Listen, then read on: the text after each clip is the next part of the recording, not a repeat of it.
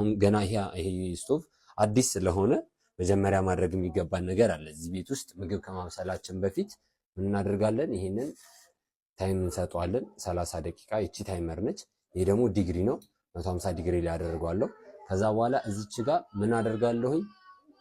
ፖዚሽን እመርጥለታለሁ ማለት ነው። ፋን ብቻ ነው የላይኛው ቤት ከፋን ጋር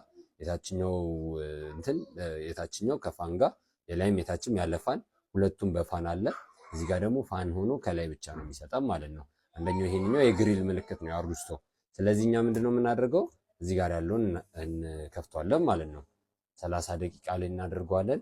ፋኑን እናድርግበታለን። ከዛ በኋላ ማሽከርከር እንዲጀምር እናደርገዋለን ማለት ነው። እንደዚህ ከፍተን እንተዋዋለን። ያን የምናደርግበት ምንድነው? አዲስ ስለሆነ ከፋብሪካ የመጣ ምርት ስለሆነ ውስጡ ያለው ሽታው እንዲወጣ ነው ማለት ነው። ላይክ ጎማ የሚለው ሽታ እንዲወጣ እንደዚህ አድርገን ለ30 ደቂቃ እንተዋዋለን ማለት ነው። ከዛ በኋላ ሙሉ ለሙሉ ያ ሽታ መጥፎ ሽታ ከወጣ በኋላ የምንፈልገውን መጠቀም እንችላለን ማለት ነው። እንደምታዩት ኤክስትራ አንተኖች አሉ። ትሪ አለ እዚህ ጋር የአሩስቶ አለ። የአሩስቶ መስሪያው ነው።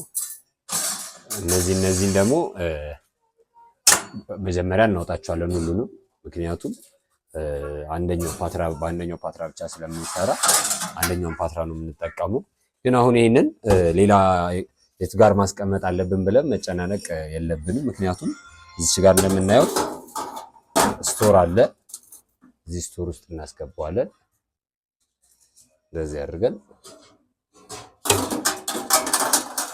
ሁሉንም ከዛ ውስጥ ያወጣናቸውን እቃዎች ይይዝልናል። እሺ ከዛ እንደዚህ አድርገን እንዘጋዋለን።